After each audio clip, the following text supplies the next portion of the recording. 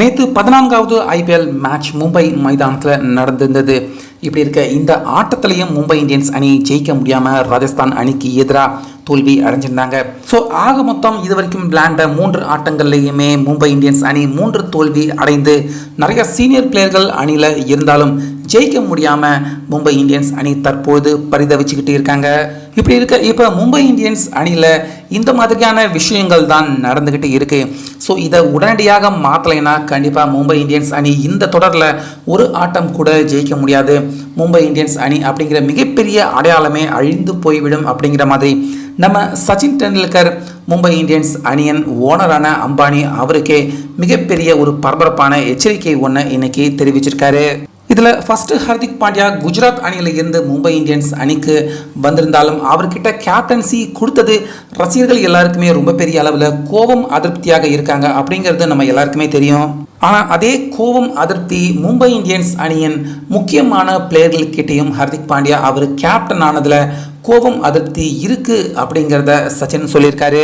So அதுக்கு சிறந்த உதாரணம் எடுத்துக்காட்டே ரோஹித் சர்மா அவர் இருந்தப்ப அணியில் சிறப்பாக செயல்பட்ட பல பிளேயர்கள் தற்போது ஹர்திக் பாண்டியா தலைமையில் அவங்களுடைய முழு திறமையை வெளிப்படுத்த முடியாமல் இந்த 3 ஆட்டங்களும் அவங்க திணறிக்கிட்டு இருக்காங்க. இதில் குறிப்பாக பும்ரா அவரை பற்றியே சொல்லலாம். பும்ரா அவரே விக்கெட் எடுக்க முக்கியமான நேரங்களில் தடுமாறினார்.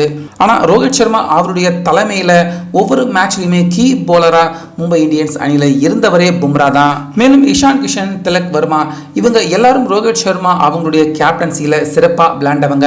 ஆனால் ஹர்திக் பாண்டியா தலைமையில் இவங்க யாருமே இது வரைக்கும் அவங்களுடைய முழு டேலண்ட்டை இந்த தொடரில் இப்போ வரைக்கும் வெளிப்படுத்தலை. ஸோ அந்த வகையில் ஹர்திக் பாண்டியா அவருடைய கேப்டன்சி கீழே விளையாடுறத இன்னும் மும்பை இந்தியன்ஸ் அணியில் பல முக்கியமான பிளேயர்கள் அவங்க மனதளவில் ஏற்றுக்கல.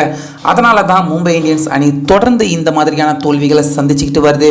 இதுக்கு ஒரே ஒரு முற்றுப்புள்ளி வைக்கணும் அப்படின்னா கண்டிப்பாக மீண்டும் ரோஹித் சர்மா அவர்கிட்டயே கேப்டன்சியை திருப்பி கொடுக்கறது தான் சரியான முடிவாக இருக்கும்.